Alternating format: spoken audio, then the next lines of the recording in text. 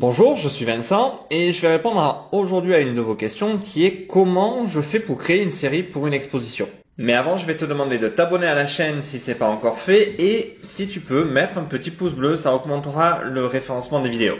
Comment je fais pour créer une série qui va partir en expo?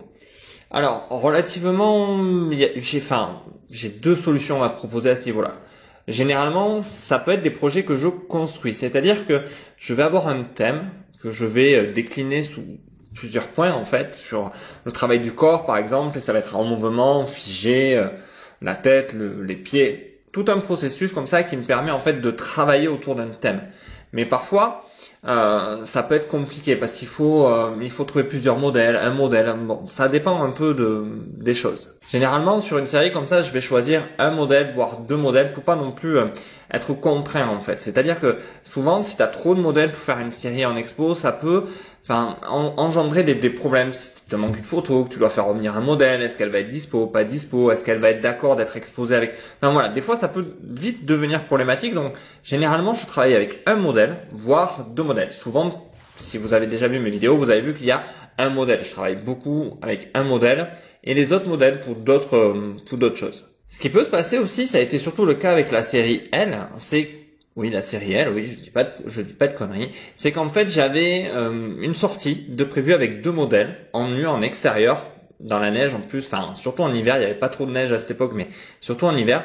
Et la série est venue d'elle-même. Je veux dire, j'ai pas créé forcément, j'y avais pas réfléchi, j'avais pas forcément d'idée vraiment posée. C'est simplement que je me suis rendu compte qu'à un moment donné, telle photo allait bien avec telle photo, et ça a créé comme ça une petite série de 5 photos. La série était pas très grande, mais ça racontait une histoire, ça faisait quelque chose et c'était relativement intéressant.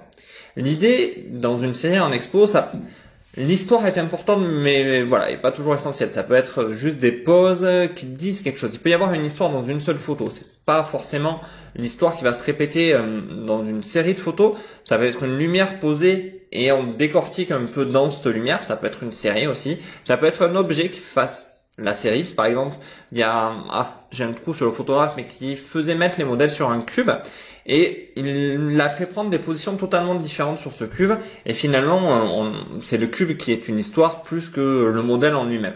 Si tu dois créer une série, pars de quelque chose qui est relativement simple et construit au fur et à mesure autour. Tu vas voir que même si tu te dis, voilà, on va pas faire une expo, mais on va créer une série de photos, tu pars sur un thème. Alors ça peut être soit un objet, un tronc d'arbre tout bêtement, et tu vas faire toutes tes photos autour du même tronc d'arbre. Ça peut être un cube, ça peut être des tas d'autres choses. Et tu vas comme ça, petit à petit, créer quelque chose qui est en lien, qui a un lien dans toutes les photos. Et tu auras ta série de photos.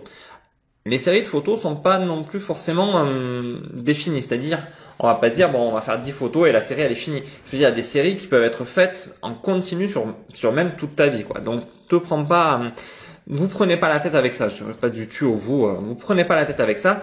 Pensez plutôt à une histoire, à quelque chose qui soit figé, un objet ou une histoire qui va raconter quelque chose. Un départ sur un quai de gare, on peut avoir une série avec deux personnes qui arrivent sur un quai de gare, une personne qui s'en va, un train qui s'en va. Ça fait une série, ça fait une histoire. Donc ça, après tu peux l'amener en expo si ça a vraiment un intérêt ou autre. Mais avant de dire je vais faire une série pour faire une expo, dis-toi je vais faire une série de photos pour t'habituer justement à cheminer dans un chemin dans tes photos. Les séries comme ça, donc que tu peux amener en expo, puisque la question était comment tu crées aussi une série pour faire de l'expo, peut être créée à la fois très rapidement, c'est-à-dire sur une seule journée, sur un seul shooting, parce que tu sais exactement où tu veux, c'est le cas de Elle, ou tu peux créer une expo en fait en calquant sur le temps. C'est-à-dire que moi par exemple, la série Vous, qui est en fait que du noir et blanc et beaucoup d'ombre, en fait, a été faite avec plusieurs modèles, pour une fois, et ça m'a pris un certain temps pour travailler les poses avec les modèles. Ça, c'est un peu à voir sur l'instant T et voir comment tu te comportes avec ce que vous avez envie de créer. Le tu et le vous sur cet épisode, j'ai vraiment du mal, quand même.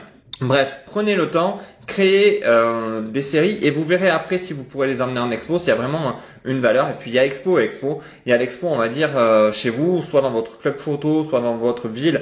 Il y a des expos où on peut commencer comme ça sans forcément avoir énormément de pression.